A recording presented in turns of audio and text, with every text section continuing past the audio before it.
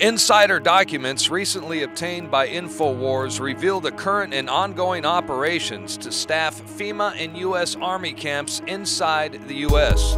According to our sources, KBR is contracting services for temporary fencing and barricades, along with other services required for temporary emergency environment camps. They're to be located in 5 regions of the United States. Now, this comes immediately after the Senate passed the National Defense Authorization Act, which allows indefinite detention of American citizens.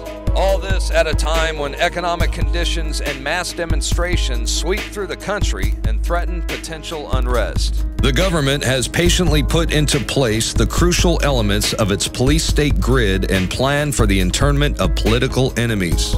We are literally one false flag terror attack away from the plan going live.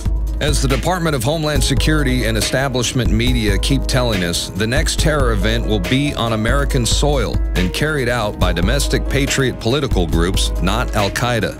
The FBI and the CIA have a long history of creating domestic terrorists, patsies, and shifting the blame over to their political enemies. It's all there.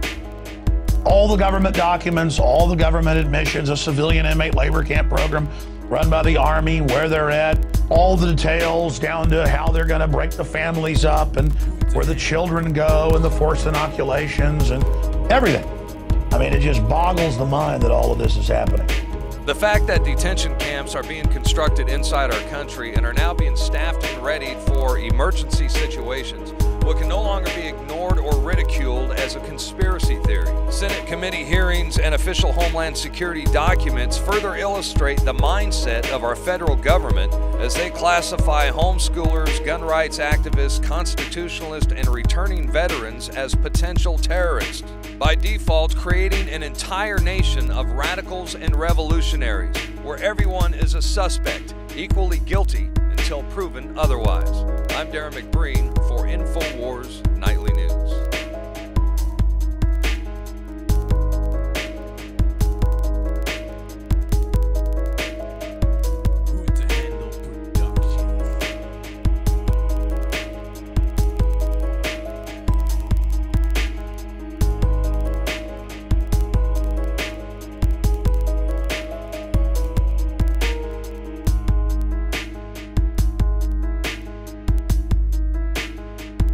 He is a real-life Cyberman, a scientist with an implanted computer chip.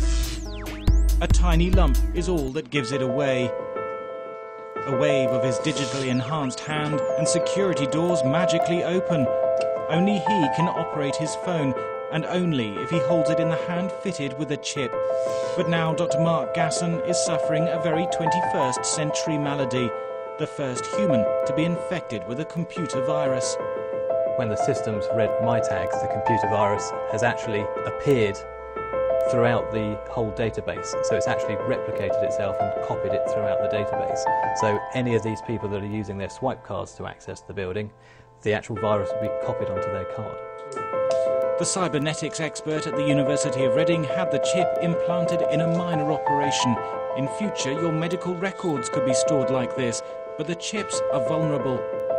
This is just like the chip that's implanted in Dr. Gasson's hand. It's called an RFID, a tag that's been used for many years to track goods around the world.